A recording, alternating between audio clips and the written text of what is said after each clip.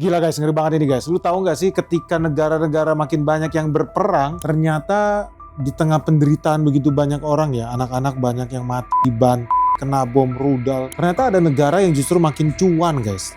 Justru tambah kaya raya ketika perang ini semakin menjadi-jadi semakin parah. Lu tentu udah tahu dong negara apa yang dimaksud ya. Dan negara ini bisa kaya raya juga karena Indonesia loh. Karena rakyat Indonesia hobinya ngasih duit sama negara yang satu ini. So kalau lu penasaran negara apa sih yang mau kita bahas? Negara yang tambah cuan, tambah kaya raya ketika perang yang terjadi di dunia ini semakin kacau, semakin brutal. Lu jangan skip video ini. Let's check this out. Jadi teman-teman, hari ini gue mau bahas tentang sebuah negara ya yang ketika perang makin berkecamuk dia justru tambah cuan. Dan kita berbicara berdasarkan data. Data ekonomi menunjukkan GDP negara ini tambah meroket naik justru ketika dunia semakin krisis. Justru ketika terjadi perang di mana-mana. Perang di Rusia, perang di Eropa, perang di Timur Tengah, perang di seluruh dunia, dia tambah cuan. Nah teman-teman tahu nggak kenapa gue dari kemarin yakin perang di Timur Tengah ini wajib terus berlanjut? Kenapa bahkan kita itu sebetulnya udah masuk di perang dunia 3 tapi lu nggak sadar? Because we're sleepwalking guys. We're sleepwalking into it. Jadi kita lagi jalan gak sadar sambil tidur tutup mata kita berjalan di perang dunia 3 sebenarnya. Tapi lu gak sadar karena lu lagi tidur guys. Jadi lu terlena, nina bobo lu. Tapi ya faktanya memang perang di Timur Tengah itu harus berlanjut. Bahkan kemarin ketika kita syuting itu gue lagi lewat Hormuz. Hormuz tuh lagi baik-baik saja. Tapi gue bilang wah sebentar lagi gak baik-baik aja nih. Karena Uni Emirat Arab keluar dari OPEC. Dan banyak orang yang gak sadar artinya apa. Dan di video itu kalau lu lihat ya gue mention soal kemungkinan besar kepedean nih Uni Emirat Arab gara-gara mereka punya jalur baru. Ekspor gak usah lewat Hormuz, tapi lewat Fujairah. Ternyata guys, setelah kita cabut dari Emirat Arab, apa yang terjadi? Fujairah dibom guys. Resmi dibom. Jangan-jangan yang ngebom itu nonton videonya Benix ya? Dia lihat rencananya Emirat Arab jadi bocor nih. Sorry banget ini guys. Semoga lu gak marah ya. Tapi kan kita memberitakan fakta. Faktual, bahkan sebelum situasinya terjadi. Itu bedanya ya channel kita sama channel lain ya. Kita selalu bicara soal masa depan. Ternyata jadi kenyataan guys, Fujairah dibom. Bukan karena di situ banyak pedagang emas atau pedagang rujak, bukan guys. Karena memang itu jalur yang akan dipakai ketika mereka keluar dari OPEC. Waduh, kasihan ya guys. Sedih banget gue, jadi terharu. Harusnya kita nggak bikin video itu. Tapi kabar baiknya ya kita udah terbang keluar dari Hormuz. Minggu depan kita bakal cek lagi lah situasi terupdate di Hormuz gimana ya. Jadi nanti gue bakal report langsung dari Selat Hormuz guys. Kita lihat aja update-nya gimana. But anyway, lu tau gak sih ketika dunia ini lagi kemarin banyak orang yang terhipnotis. Katanya bakal damai, orang pada euforia, berbondong-bondong beli saham di Amerika juga. Apa yang terjadi karena ada ceasefire, gencatan senjata nih antara Iran dengan Amerika Serikat. Tapi gue bilang itu fana, itu palsu. Karena ketika mereka terjadi ceasefire, apa yang dilakukan Israel? Israel malah menyerang negara Lebanon. 14 orang kemarin fresh from the oven mati dibantu guys. Anak-anak di Gaza, di Palestina, di West Bank dibantu guys, dibunuh. Ada 11 orang nih. Pakai duit orang Indonesia by the way. Anyway, pertanyaannya adalah kenapa Amerika Serikat, Israel itu terus-menerus melakukan perang di mana-mana ya. Banyak orang itu benci kemudian sama Benjamin Netanyahu atau benci sama Donald Trump. Tapi sekali lagi gue bilang sama lu, mereka itu cuma karyawan bro. Presiden Amerika Serikat 4 tahun sekali diganti bro, itu cuma karyawan. Gak penting. Yang jadi pertanyaan harusnya lu berpikir, siapa yang diuntungkan? Ya orang yang bikin sistem itu sendiri. Kenapa harus 4 tahun sekali ganti pemilu? Supaya bisa dikontrol, supaya bisa diadu domba. Masukin boneka baru, pemilu digesek lagi, diadu domba rakyatnya sendiri. Keluar pemenang, perlu sponsor, biaya banyak. Ujung-ujungnya cuma jadi karyawan juga presidennya. Maupun bahkan negara seperti Amerika Serikat sendiri, lu sebetulnya cuma coblos boneka mana yang lu pilih, oligarki mana yang lu pilih. At the end of the day, ya perang ini bakal terus berlanjut guys. Kenapa? Ya kita ngomong berdasarkan data ya. Jadi FYI aja nih guys. Per tahun 2026 ini data resmi. Ada sebuah negara yang ketika perang makin berkecamuk dia tambah cuan. Ekonomi dia tambah meroket ke bulan. Bukan Indonesia. Indonesia by the way good job. Kuartal 1 2026 pertumbuhan ekonomi kita di atas 5%. Good job. Tapi ada lagi negara yang pertumbuhan ekonominya gila-gilaan guys. Bahkan sampai mengalahkan negara Perancis. Negara besar ya. Negara Inggris. Kalah guys. Ini negara satu ini luar biasa. Justru ketika perang banyak negara-negara yang nyungsep. dia malah tumbuh tinggi. Lu tahu GDP per kapitanya bahkan udah sekitar 1,2 miliar rupiah guys. Jadi GDP dia kalau dibagi sama jumlah rata-rata penduduknya udah sampai 1,2 miliar rupiah per kepala guys. Ngeri nggak? Jadi satu manusia itu bisa membawa GDP 1,2 miliar. Tentu udah tahu dong nama negaranya apa ya. Ya nama negaranya kita buka aja, nama negaranya Israel. Jadi lu lihat di layar kaca, ini data resmi dari IMF, International Monetary Fund. Seperti dikutip oleh Israel National News, ini kita udah cek. Ternyata memang GDP per kapita negara Israel itu udah naik.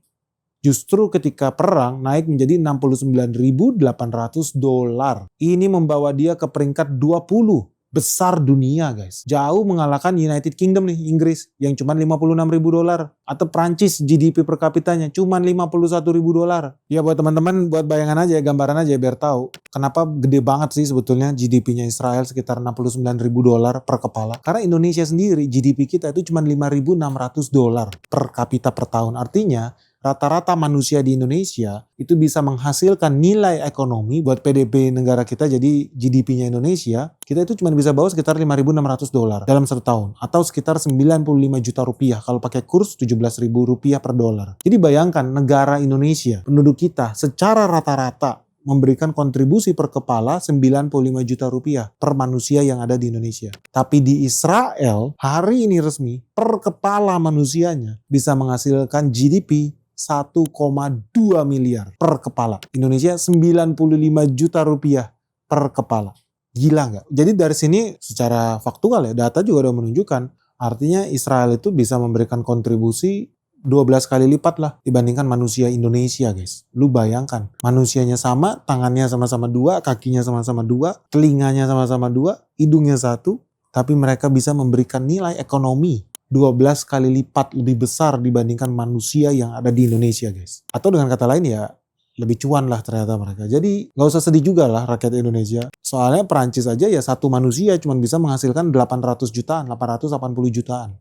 Di Inggris satu manusia cuma bisa menghasilkan 970 jutaan. Di Israel satu manusia bisa membawa 1,2 miliar guys. Gila nggak? Ya nggak usah heran ya, mereka akhirnya bisa jadi setara negara-negara maju lah, negara Eropa Barat. Nggak usah dibandingkan lah ya dengan negara-negara Timur Tengah ya, yang hobinya saling bunuh, hobinya perang, hobinya nipu orang gitu kan. Jadi nggak usah bandingkan lah dengan negara di Timur Tengah lah, yang selalu konflik lah, konflik agama lah, konflik sektarian lah, konflik suku lah. Pokoknya tembak-tembakan terus lah di Timur Tengah. Satu-satunya negara di Timur Tengah yang udah punya kualitas hidup setara dengan negara Barat ya, si Israel ini. Cuman lu jadi bertanya-tanya ya, kenapa ketika banyak dunia makin susah, makin nyungsep, inflasi di mana-mana, justru si Israel ini tambah cuan guys. Lu penasaran gak sih? Kok bisa ya? Karena kalau lihat di layar kaca guys, GDP Israel itu terus bertumbuh dari tahun 2024 sampai tahun 2026. Dari perang yang terjadi di Eropa, Ukraina Rusia, sampai perang di Iran lawan Amerika. Lu lihat data menunjukkan tahun 2024 GDP nominal ya Israel itu cuma sekitar 542 miliar dolar. Alias GDP per kapita dia cuma 54.000 dolar per kepala. Tahun 2025 GDP mereka naik jadi 610 miliar dolar. GDP per kapitanya juga naik 60.000 dolar per kepala. Tahun 2026, wah tahun perang ini guys, ternyata GDP mereka naik lagi, bukannya minus nih kayak Singapura. Ternyata naiknya di atas 3,5%. Sekarang mereka udah setara 719 miliar dolar. Alias per kapitanya 69.000 dolar. Kalau dirupiahkan setara 1,2 miliar guys. Jadi dari situ lu bisa lihat negara ini setara ekonomi bukan tambah nyungsep, dunia makin kacau, tapi tambah kaya raya. Pertanyaannya kenapa bisa? Lu harus belajar dong dari Israel. Kalau mau ikut cuan juga nih kayak Israel. Dan bukan cuma Indonesia doang yang kaget guys. IMF juga kaget. Di tahun 2027 aja IMF udah bikin prediksi loh. Berarti bukan cuma Benix ya yang bisa bikin prediksi. IMF juga bisa bikin prediksi. Lu lihat di layar kaca. IMF itu bahkan ya memperkirakan tahun 2027 GDP Israel tumbuh hingga 4,4%. Artinya naik lagi guys. Tahun lalu cuma 3%-an, sekarang naik lagi jadi 4,4%. Dan ini jauh melebihi Cina. Cina itu cuma 4% pertumbuhan ekonominya tahun 2027. Tapi Israel diperkirakan bisa lebih dari Cina, bisa di atas 4,4%. Mau yang lebih gila lagi, negara-negara di Timur Tengah. Negara-negara di Timur Tengah diperkirakan bahkan bisa tumbuh ekonominya di atas ekonominya Israel. So dari sini lu bisa lihat ya, yang namanya perang itu ya Bagi sebagian negara itu kabar buruk. Tapi bagi negara-negara tertentu itu kabar cuan guys. Karena bukan cuma soal GDP nih, lu lihat ya, nilai ekspor dari Israel itu juga naik nih. Kita bandingkan data resmi dari April 2025, satu tahun ke depan, sampai Maret 2026. Kamu lihat di layar kaca guys. April 2025 ekspornya Israel itu cuma 4,19 billion dollar. Lu lihat nih di April 2025 ekspornya Israel itu cuma 4,19 miliar dolar. Itu cuma sekitar 72 triliun guys. Tapi 1 tahun setelahnya loncat kodok guys. Di Maret 2026 nilai ekspor Israel naik dari 4 miliar dolar ke 5,28 miliar dolar. Alias setara 91,7 triliun. So, kalau dibilang perang itu bikin negara ekonominya hancur, tidak demikian dengan negara Israel. Karena terbukti udah GDP-nya naik, ekspornya dia juga naik. Ya wajar aja ya. Karena salah satu rumus GDP kan apa?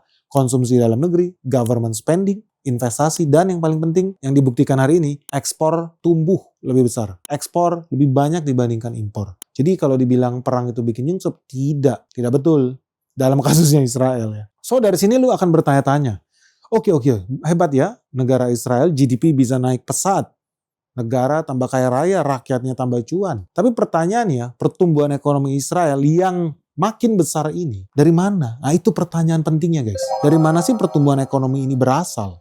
Indonesia bisa copy paste nggak? Padahal sejak Oktober 2023 Israel itu udah perang terus guys. Bom sana bom sini, perang rudal sama Iran. Apalagi kalau tahu lah peristiwa 7 Oktober 2023 ya, itu bakal dikenal sebagai konflik yang paling berdarah lah antara Israel dan Palestina guys. Karena di situ terjadi genosida skala besar loh. Dan seharusnya kan negara guys, gawat banget ini guys, situasi di Hormuz makin panas, harga minyak makin lama makin tinggi, dan di Indonesia dampaknya apa? Harga gas makin tinggi, harga pupuk makin tinggi, harga plastik makin tinggi. Bisa jadi inflasi makin merajalela loh di negara Indonesia. Nah dari sini lu bisa lihat dong, pasti ada juga perusahaan-perusahaan yang diuntungkan ketika terjadi krisis di Hormuz. Di saat yang sama juga pasti ada perusahaan yang dirugikan, dan ini sebetulnya wajib kita sebagai investor tahu lebih awal supaya lu bisa investasi lebih tepat guys. Karena cuma di Benix Investor Group ya, komunitas saham terbesar di Indonesia, lu bakal belajar langsung sama ahlinya, lu langsung visit, diskusi, ngobrol langsung sama direksinya lu. Selama 1 tahun ke depan lu bakal mengetahui apa sih yang paling penting kalau lu mau jadi investor yang hebat guys. Apalagi di tengah dinamika situasi global yang makin gak menentu ini, 90% investor tuh nyungsep guys, rugi. Lu jangan sampai jadi mereka lah. So teman-teman tunggu apa lagi guys? Yuk segera bergabung di Benix Investor Group, daftarkan diri kalian di nomor yang ada di bawah ini atau kunjungi website www.benix.id sekarang juga, karena kita sebentar lagi mau ada event spesial loh. Kita mau ada acara temu emiten, kita mau ada site visit, dan kita mau ada gala dinner nih. Yuk segera daftarkan dirimu sekarang juga supaya lu bisa segera diskusi di grup Discordnya Benix Investor Group dan ngobrol sama teman-teman yang lain. Oke guys, segera hubungi admin kita Michelle di nomor WhatsApp 0811 868 959. Dan seharusnya kan negara yang lagi berperang itu nyungsep ya ekonominya. Karena kalau lu buka ya, data membuktikan. Lu lihat di layar kaca. Terbukti sejak perang berlangsung, ekspor berlian mentah itu anjlok 24%. Dan sektor pariwisata juga anjlok 68%. Kenapa ini penting guys buat kita bahas ya? Karena negara Israel itu dikenal sebagai salah satu negara pengekspor berlian terbesar di dunia. Ingat, mereka dapat berlian bukan dari tanahnya sendiri guys, tapi dari ngadalin orang-orang Afrika guys. But anyway, ya strategi Israel membawa dia menjadi negara eksportir berlian terbesar nomor 2 di dunia. Gak usah heran, kayak Singapura lah. Dia negara eksportir minyak terbesar di Asia Tenggara. Karena dia pintar guys. Indonesia korban guys. But kembali ke Israel nih guys. Sejak terjadinya perang, lu tahu nggak? Ekspor berliannya Israel itu jatuh. Di 2024 itu turun sekitar 24%. Dan ekspor berlian yang jatuh ini juga diikuti dengan sektor pariwisata. Sektor pariwisata, orang-orang yang naik pesawat itu banyak yang cancel. Orang yang booking hotel, orang yang mau naik kapal cruise, pesiar, itu anjlok parah. Tahun 2019 ya, ini titik tertinggi sebelum COVID nih. Mereka itu bisa menarik wisatawan asing sekitar 4,5 juta manusia guys, datang ke Israel. Itu menghasilkan cuan setara 147 triliun rupiah. Tetapi setelah perang, lu tahu wisatawan yang datang turun dari 4,5 juta manusia ke 1 juta manusia. Dan mereka cuma bawa cuan setara 38 triliun rupiah. Artinya terjadi drop yang parah loh. Dropnya itu lebih dari 68%. Dari 147 triliun drop ke 38 triliun. Gila ya, ekstrim banget loh ini kejatuhan bisnis pariwisata, bisnis diamond, bisnis berlian di Israel. Memang ada banyak alasan guys kenapa ekspor berlian Israel itu jatuh. Yang pertama memang ada boykot nih, ada tekanan dari komunitas internasional nih. Banyak perusahaan, banyak negara-negara mereka menghindari produk berlian Israel. Ini sebagai bentuk tekanan politik karena Israel berperang di Gaza nih, menjajah rakyat-rakyat sipil di sana. Bayi-bayi, anak-anak kecil, dibantai.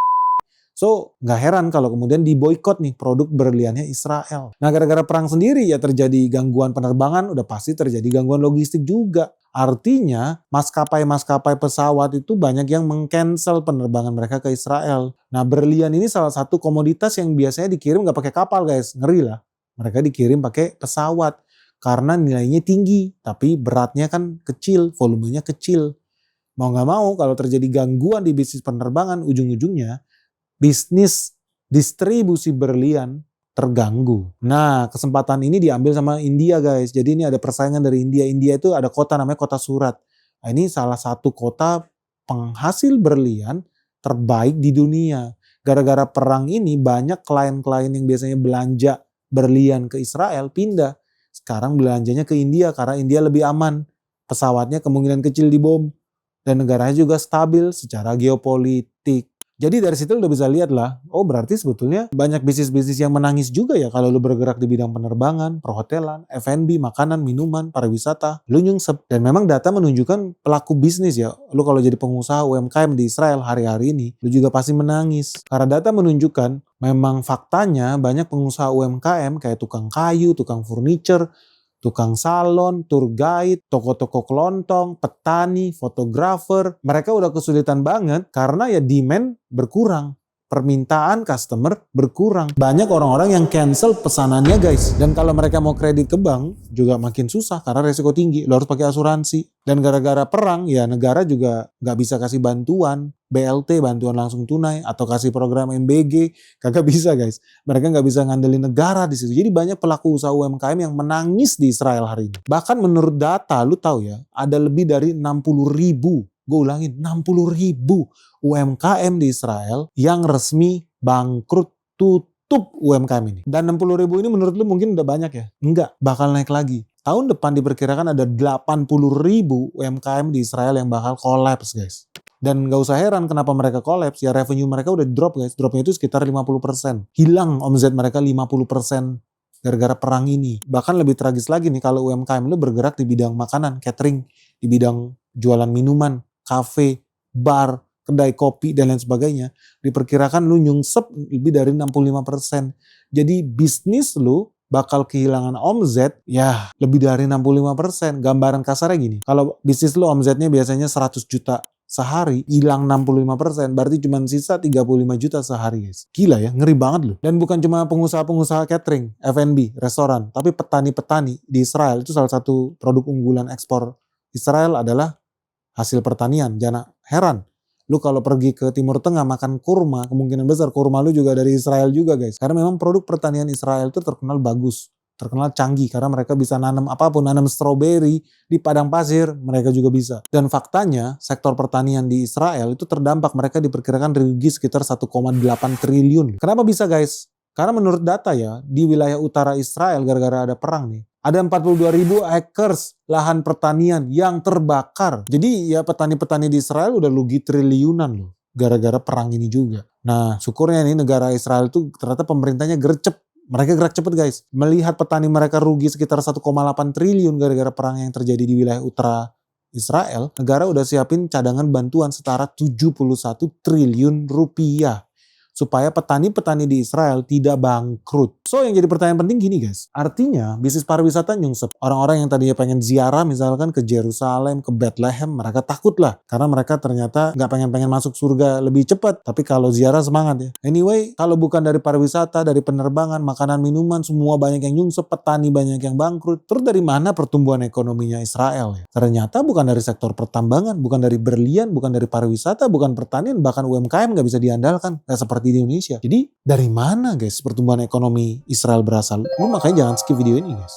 Karena endingnya ada hubungannya sama Indonesia guys. Kok bisa ya? Jadi guys, ternyata berdasarkan fakta yang kita buka, pertumbuhan ekonomi Israel ini salah satunya bersumber dari sektor senjata. Lu tahu dong sektor senjata itu ternyata di Israel udah tumbuh hampir 100% dalam 6 tahun terakhir. Artinya ketika perang ini berkecamuk, Israel itu tambah cuan. So teman-teman lihat di layar kaca, penjualan senjata Israel itu udah memecahkan rekor guys. Selama 4 tahun berturut-turut. Can you imagine? 4 tahun berturut-turut penjualan senjata Israel selalu pecah rekor. Ya terus terang aja guys, tahun 2018 penjualan senjata Israel itu cuma 130 triliun. Tahun 2020 naik jadi 147 triliun. Tahun 2023 naik jadi 225 triliun. Tahun 2024 naik jadi 257 triliun guys. Jadi tahun 2018 itu 7,5 miliar dolar. Tahun 2024 14,8 miliar dolar guys. Gila nggak guys? Jadi pertumbuhannya itu udah hampir 100%. So ketika banyak orang bilang perang itu kabar buruk, belum tentu, tergantung lu tinggal di negara mana. Karena ada negara yang justru tambah cuan, ada bisnis yang justru tambah kaya raya loh gara-gara perang ini. Dan begitu hebatnya ya kontribusi senjata dalam perekonomian Israel. Lu lihat Israel ternyata masuk dalam negara 10 top 10 eksportir senjata terbesar di dunia. Teman-teman lihat di layar kaca ya, dari tahun 2021 sampai tahun 2025, negara dengan ekspor senjata terbesar di dunia 42% kuenya itu Amerika Serikat. Peringkat 2, 9,8% ada Perancis. Makanya nggak usah heran kalau Perancis itu hobi bikin perang di Afrika. Lalu ada negara Rusia. Rusia ekspor senjatanya punya kue 6,8% di bumi ini. Peringkat 4 ada Jerman. Peringkat 5 ada Cina, peringkat 6 ada Italia, dan peringkat 7 ada Israel. Ternyata Israel berhasil naik level. Gara-gara perang di Timur Tengah, Israel sekarang adalah negara eksportir senjata nomor 7 terbesar di dunia. Ini untuk pertama kalinya dalam sejarah, negara Israel berhasil melewati negara Inggris sebagai eksportir nomor 7 dunia guys. Lu bayangkan ya, padahal dulu orang-orang yang menginisiasi kemerdekaan Israel itu imigran dari Inggris loh, orang-orang di Inggris. Sekarang penjual senjata nomor 7 terbesar di dunia, dulu itu Inggris, dibalap sekarang sama Israel. Cuma tinggal masalah waktu, gue yakin dalam 1 tahun Israel bakal naik lagi ke peringkat 6, ngebalap Italia. Gila ini guys, lu penasaran gak sih sebetulnya apa aja yang dijual sama Israel? Dan apa hubungannya sih sama Indonesia ya? Ya teman-teman lihat ya, senjata-senjata yang dijual Israel itu berhubungan dengan pertahanan udara, air defense system, roket, rudal, dan inilah hampir 50%. Jadi mayoritas sebetulnya ekspor senjata Israel ya dari rudal, roket, pertahanan udara. Inilah ekspor besarnya Israel. Kalau tank, EPC itu cuma sekitar 9% guys dari penjualan Israel. Satelit itu sekitar 8%. Radar, electronic warfare itu cuma sekitar 8%. Drone itu juga cuma sekitar 8%. Tapi kontributor terbesar hampir 50% ya rudal sama roket. Sama pertahanan anti rudal dan roket. Jadi dari situ udah lihat ya hampir 50% ternyata ekspor Israel itu dari jualan rudal dan roket. Dan sistem pertahanan anti rudal dan anti roket guys. Gila, ini kalau bisnis gini guys, ibaratnya dia jual racunnya, dia juga yang jual obat terhadap racun itu guys. Bisnis apa coba yang paling enak? Makanya lo gak heran ya kalau oligarki Kazakhstan itu juga begitu. Jual racunnya, rokok, jual obatnya juga, rumah sakit. Kalau perlu kuburannya juga, udah disiapin juga. Makanya lo gak heran kalau lo lihat kliennya. Mereka punya klien list tuh banyak nih Israel. Siapa sih? Pembeli senjata made in Israel. Ternyata nomor 1 pembeli terbanyak adalah negara India dan Amerika Serikat. Kalau Amerika Serikat udah tau lah ujung-ujungnya dijual lagi nanti ke negara-negara Timur Tengah. Jadi reseller aja. Tapi yang menarik ya, ternyata Israel itu selain negara India dan Amerika Serikat, Israel itu juga supply senjata paling banyak ke United Kingdom, kompetitor mereka sendiri. Makanya gak usah heran kalau United Kingdom ekspornya juga berkurang. Karena dia sendiri sekarang jadi importir senjata dari Israel. Nah negara lain juga ada di Asia kayak Korea Selatan, Filipina, Singapura. Nah itu mereka belanja senjata ke Israel. Bahkan kalau lu tahu Thailand, ya Thailand juga belanja ke Israel. Negara-negara Eropa kayak Jerman itu juga hobinya belanja ke Israel. Denmark ke Israel. Dan negara Afrika contoh kayak Maroko ya. Maroko itu hampir 1/4 senjata mereka itu impornya dari Israel guys. So gak usah heran kalau dihitung-hitung ada 45 negara di dunia ini yang hobinya belanja senjata dari Israel. Makanya lu jangan pernah menyepelekan ya bisnis senjata, ternyata cuannya gede banget loh. Cuman ya sayangnya di Indonesia nggak bisa jadi harapan karena bisnis senjata di Indonesia dimonopoli sama Pindad. Harusnya diliberalisasi supaya makin banyak inovator di Indonesia, anak muda di Indonesia mau bisnis rudal, bisnis senjata, bisnis drone, investor bisa masuk. chip in di situ. Kalau semuanya dimonopoli kayak zaman dulu Pertamina, lu mau beli bensin cuman Pertamina, waduh, lu pergi ke WC-nya udah kayak neraka jahanam, jorok naujubillah, servisnya hancur-hancuran, hancur semuanya. Harusnya negara berani tuh liberalisasi supaya swasta bisa ikut jualan senjata, produksi, ekspor. Ujung-ujungnya apa ya, Indonesia hari ini cuma bisa impor, impor, dan impor, gak ada inovasi. Padahal gue tahu ada banyak loh anak-anak muda Indonesia yang bisa bikin senjata guys. Dan berkualitas tinggi, bahkan bisa ngalahin NATO. Senjata made in Indonesia, made in Cipacing, made in Jawa Tengah, made in Blitar. Itu banyak loh sebetulnya guys kalau mau ya. Tapi sayangnya di Indonesia dilarang. Heran, padahal negara kita bisa dapat devisa loh, cuan loh dari ekspor senjata. Ujung-ujungnya ya nggak ada inovasi. Nah, kenapa kita harus takut? Kita punya talentanya, SDM kita bisa. Tapi ya udahlah guys, nasib kita kemudian nggak ada inovasi di bidang militer, di bidang senjata. Ujung-ujungnya ya yang hebat ya negara kayak Israel. Bahkan India sendiri guys, mereka impor senjata dari Israel nilainya sampai 173 triliun dalam 1 tahun. Gila nggak? Ini bisnis triliunan, tapi kita nggak main di situ. Sedih. Jadi teman-teman asal lu tahu aja ya, India itu hobi banget impor senjata militer dari Israel. Mereka impor radar, sistem penyadapan, sistem satelit, drone perang, rudal, yang kalau dihitung-hitung nilai totalnya lebih dari 2,9 miliar dolar. Itu setara dengan 173 triliun. Bahkan gak usah heran, Perdana Menteri India, Narendra Modi, hobinya bolak-balik Israel. Buat apa? Deal senjata. Jadi India udah melihat ya, Israel berulang kali kan uji coba nembakin senjata di Gaza, di Palestina. Itu sukses besar. Dan Palestina yang dijadikan laboratorium uji coba senjata Israel ternyata menjadi brosur marketing yang paling manjur sedunia. Karena negara-negara dari seluruh dunia kemudian berbondong-bondong order senjata ke Israel. Sangat efektif. Bisa membunuh puluhan ribu manusia dan anak-anak dalam waktu cepat. Makanya lu gak usah heran kalau saham-saham senjata di Israel itu naik, meroket to the moon, naik ratusan %. Beda dengan ISG ya, tambah nyungsep. Tapi kalau saham senjata Israel naik ratusan %. Karena udah ada buktinya, udah ada hasilnya. Lu ke Palestina rata sama tanah bro. Itu brosur paling manjur, marketing yang paling manjur. Thanks to orang Indonesia yang hobinya memperkaya Israel. Makanya lu jangan skip video ini. Kenapa? Karena lu lihat dulu Elbit System nih. Sahamnya udah naik nih Elbit System. Tadinya cuma setara $200. Hari ini saham Elbit itu setara $831 guys. Naik lebih dari 300%. Hanya dalam waktu 3 tahun. Kalau lu mau balik ke 5 tahun lalu, eranya perang Eropa, perang Ukraina-Rusia, itu naiknya udah lebih dari 500% kalau lu pegang sahamnya Elbit System. Nah Elbit System ini jualan apa sih? Mereka bikin drone, mereka produksi drone. Indonesia juga bisa bikin. Mereka bikin sistem elektronik PCB. Tapi khusus militer ya. Mereka juga jualan sistem optik terbesar di Israel. Jadi lensa yang bisa dipakai buat laser atau buat teman-teman medis, laboratorium. Itu orderannya ya dari Elbit System ini guys. Termasuk radar, mereka juga pakai satelit dari mereka juga. Terus yang kedua lu bisa lihat Azoth Ashkelon. Ini Azoth Ashkelon ini saham bikin jet engine guys. Jadi mesin pesawat, mesin darat, landing gear, transmisi pesawat. Pesennya dari Azoth Ashkelon. Apapun pesawat lu, kalau pesawat lu punya keahlian anak-anak bayi, ya lu pakai Azoth Ashkelon ini bro. Jadi sahamnya Azoth Ashkelon guys, 3 tahun lalu itu sekitar 2000 shekel. Shekel itu mata uangnya Israel ya. 2000 shekel. Hari ini dari tahun 2023 ke tahun 2026 harga sahamnya udah 9.500 shekel. Artinya udah naik sekitar 7.400-an shekel guys. Lu cuan 340% dalam waktu 3 tahun. Gila nggak? Jadi memang tambah cuan nih, tambah banyak yang mati, tambah parah perang di dunia ini. Faktanya tambah cuan. Ngeri nggak guys? Dan bukan cuma soal senjata guys. Kita ngobrol soal teknologi ya. Jadi soal high tech.